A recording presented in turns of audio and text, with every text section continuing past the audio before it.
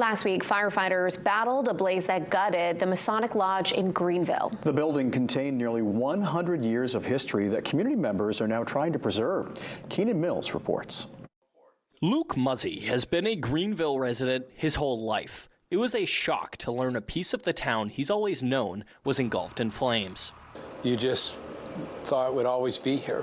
So when I woke up Monday morning and saw on the news that it was burning, it killed me. Muzzy, a Mason himself, was reluctant to see the Masonic Lodge following the fire because it was so devastating.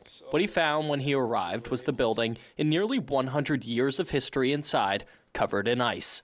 These pictures here were in the main greeting room of the lodge, and when we found them, they all looked like this right here.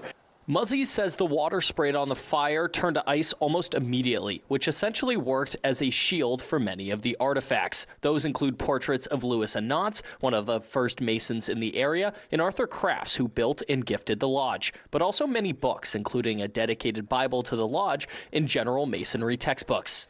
But these books were in our lodge, and to be able to save them and be able to put them back in play at some point, it just shows the testament of our resiliency. Muzzy says while the accident was heartbreaking, it's an example of the Moosehead community coming together in times of need. And the wind was like 40 to 50 mile per hour gusts. It was blowing items all over that neighborhood.